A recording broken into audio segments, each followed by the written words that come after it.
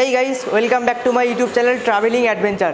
আমি শুভম, আপনাদের কাছে আবার চলে এসেছি একটা নতুন স্কুটারের রিভিউ নিয়ে। আজকে যে স্কুটারের রিভিউটা এনেছি সেটা totally BS6 model Jupiter ZX reflex.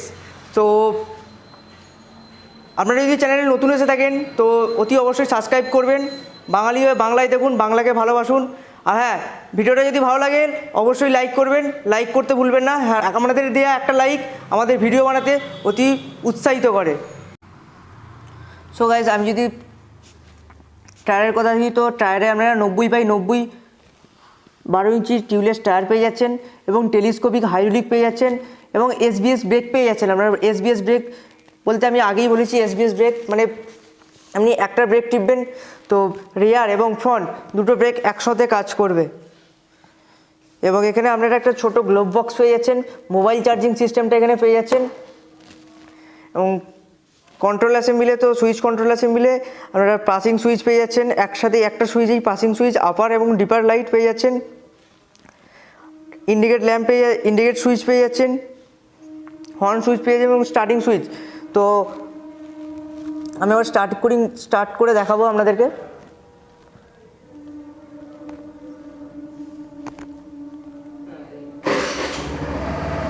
তো দেখতেই পাচ্ছেন খুব সুন্দরভাবে স্টার্ট হয়ে গেল গাড়িটা।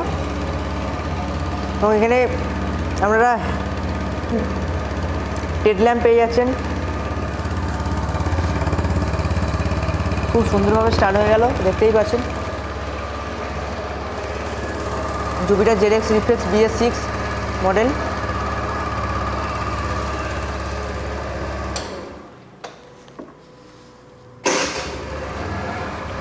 তো হেডলাইটে আপনারা দেখতেই পাচ্ছেন, হেডলাইট আপনারা পুরো টোটালটা ফুল এলইডি হেডলাইট পাচ্ছেন।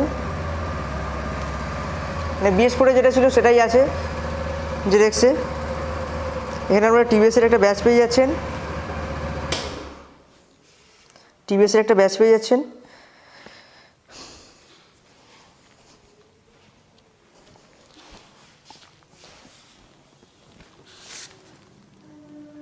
রেয়ারেও আপনারা 90/90 12 ইঞ্চি টিউবলেস টায়ার পেয়ে যাচ্ছেন, 130 mm ড্রাম ব্রেক পেয়ে যাচ্ছেন। রেয়ারেও 130 mm ড্রাম ব্রেক পেয়ে যাচ্ছেন এবং ফ্রন্টেও আপনারা 130 mm ড্রাম ব্রেক পেয়ে যাচ্ছেন। তো গাইস, আমি যদি ইঞ্জিনের কথা আসি তো ইঞ্জিনে আমরা পাচ্ছেন 110 cc আপনারা ইঞ্জিন পেয়ে যাচ্ছেন। SI 4 স্ট্রোক 2 ভালভ ইঞ্জিন পেয়ে যাচ্ছেন। ম্যাক্সিমাম পাওয়ার পাচ্ছেন 7.9 bhp, 7500 RPM ম্যাক্সিমাম পাওয়ার পেয়ে যাচ্ছেন। ম্যাক্সিমাম টর্ক পাচ্ছেন 8 Nm, 5500 RPM আপনারা ম্যাক্সিমাম টর্ক পেয়ে যাচ্ছেন। তো সো গাইস, আমি আরেকটা কথা বলছি, তো FI ইঞ্জিনে আমরা ZX-এ স্টার্ট করার জন্য 1.5 লিটার পেট্রোল ঢালতে হবে এবং ন্যূনতম 1 লিটার পেট্রোল আপনাকে সবসময় এতে রেখে দিতে হবে। কারণ এতে যে মোটর অ্যাসেম্বলটা আছে, তো FI যে সিস্টেমে আপনার যে মোটর অ্যাসেম্বলটা আছে, তো মোটর অ্যাসেম্বলটার হয়তো খারাপ হয়ে যাবে। সো গাইস, ZX-এ এটা নতুন অ্যাড করেছে BS6-এর। তো এখানে একটা ছোটো LED ল্যাম্প করেছে।